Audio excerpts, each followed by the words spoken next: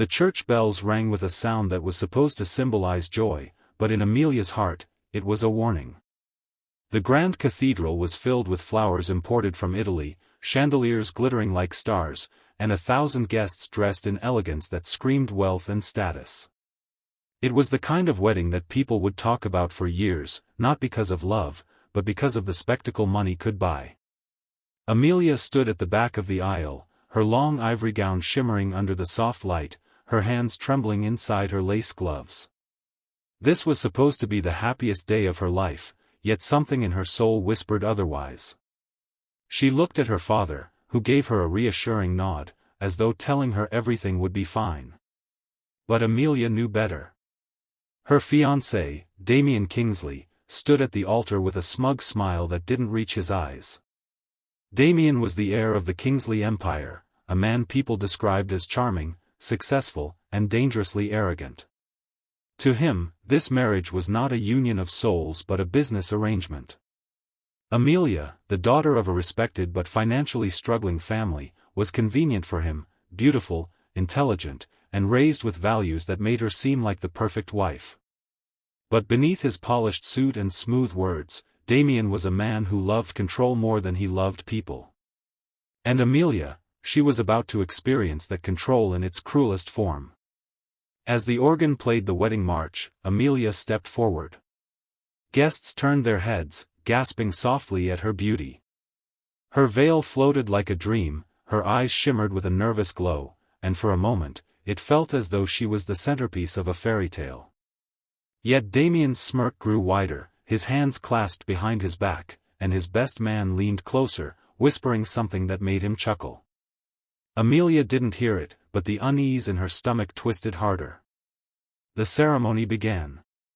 The priest spoke about love, respect, and devotion, but Damien's eyes were cold and calculating. When the time came for vows, Amelia spoke first. Her voice trembled at the start, but soon steadied as she looked directly into Damien's eyes. "I promise to stand by your side, in wealth and hardship, in joy and sorrow, in sickness and in health. I promise to love you truly, and give all of myself, as long as we both shall live." Her words carried sincerity, vulnerability, and hope, the kind of hope that maybe, just maybe, Damien could one day soften. But when it was Damien's turn, silence filled the air. He looked at Amelia, then slowly shook his head, chuckling. "I'm sorry. I can't do this." The gasp that tore through the guests was loud, sharp, like thunder in a summer storm. The priest froze, Amelia's heart stopped, and her father stood halfway from his seat, eyes wide with disbelief. Damien turned, not to Amelia, but to the crowd. "Do you all see this? This girl," he pointed to Amelia with a mocking laugh, "actually thought she could marry me. Do you know what she is? A fraud. A gold digger. Someone whose family begged me to take her so they could save themselves from bankruptcy." The crowd erupted in whispers. Amelia's face went pale, her body trembling, but Damien wasn't done. He smirked as though enjoying a performance. "I never loved her. This was nothing but entertainment for me. And now," he tore off the ring from his pocket and tossed it to the ground, the sound of metal hitting marble echoing like a gunshot, "I'd rather die than be shackled to her." Amelia's knees almost buckled, but she forced herself to stand straight. Tears welled in her eyes, yet her pride held them back. The guests stared in shock, pity, and some in cruel amusement. Damien's family laughed quietly, as though the humiliation was planned. And then, like a blade to her heart, Damien leaned toward her and whispered loud enough for many to hear, "You were never good enough for me. Not now. Not ever." The silence that followed was suffocating.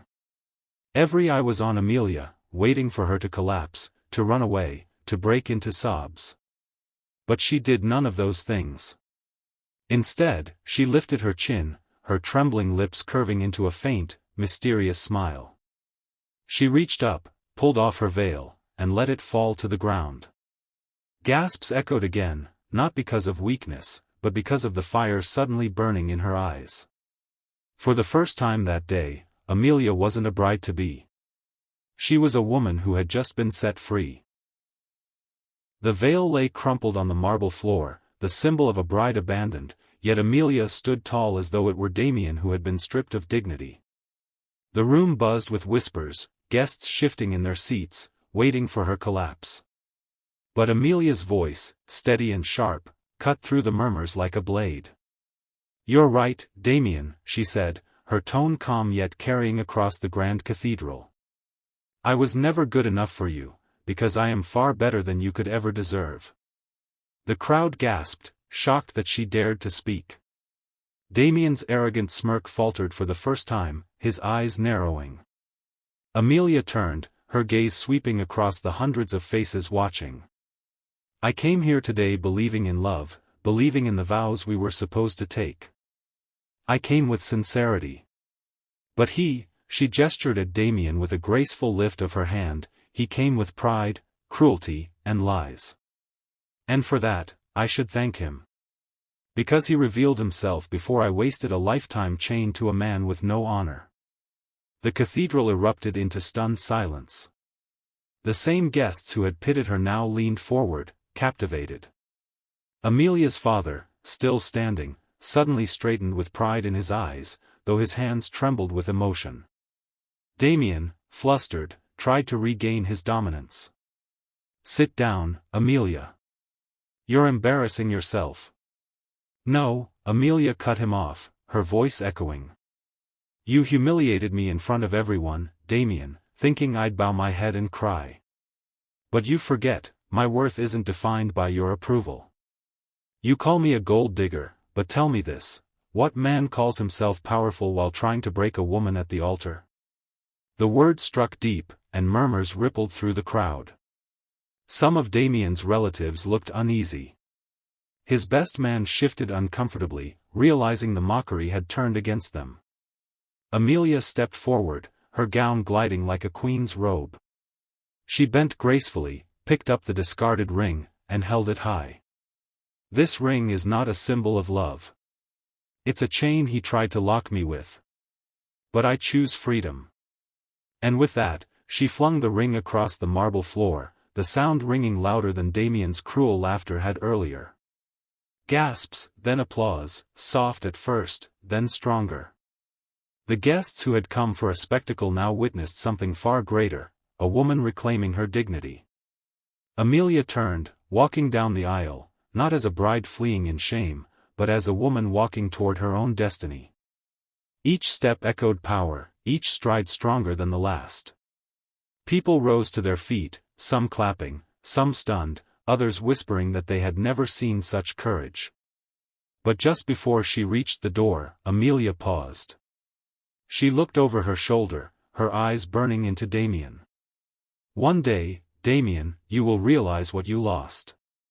And when that day comes, you'll remember this moment, not because you humiliated me, but because I rose above you."